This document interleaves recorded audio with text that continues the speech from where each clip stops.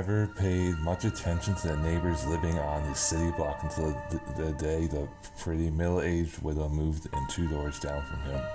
She was plump and dark with sparkling eyes. She always wore dark gloves on her hands, even indoors. He went out of his way to meet her, and they often bumped into each other in the street and stood talking. One day, as she brushed the hair back from her forehead, he caught a glimpse of gold under the glove of her on her right arm. When he asked her about it, she grinned and told him that she had lost one hand a few years back and now wore a golden hand in its place.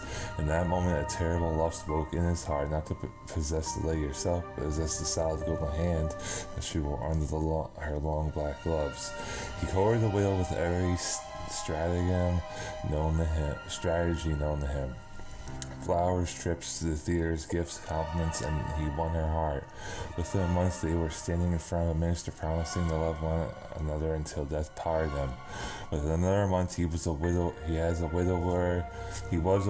and had buried his ailing wife in the local cemetery with her golden hand. It had been so easy to slow poison Minister Daly to resemble a waning disease. No one, not his wife, not the family doctor, not their neighbors, suspected murder. And the night after the funeral, he slept with the golden hand under his pillow. It was a dark night. Clouds covered the moon, and the wind was whistling down the chimney around the shutters of the town house.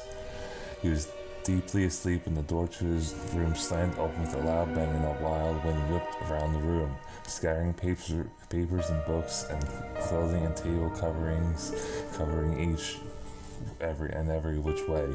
He sat up, got startled by the sudden noise, and his pulse began to pound when he saw a greenish-white light bobbing slowly into the room. Before his eyes, the light slowly grew larger, taking on the shape of his dead wife. She was missing one arm. "Where's my golden hand?" she said, her dark eyes blazing with red fire. "Give me my golden hand." He tried to speak, but his mouth was so dry with fear that he could only make soft, gasping noises. The glowing phantom moved closer to him. Her once lovely face turned into a twisted, hideous green mask. "You stole my life and stole my hand. Give me back my golden hand," the dead wife howled. The noise rose higher and higher, and the phantom pulsed with a strident green light that smote his eyes, making them water. He cowered back against his pillows, and the hard shape of the golden hand pressed against his back. And then he felt the golden hand twitch underneath him as the mangled green phantom had been his wife's swooped down upon him, pressing his face against the pillow in a suffocating green cloud. He tried to scream, but was cut off suddenly by terrible pressure against his throat, cutting off his breath. The world went black.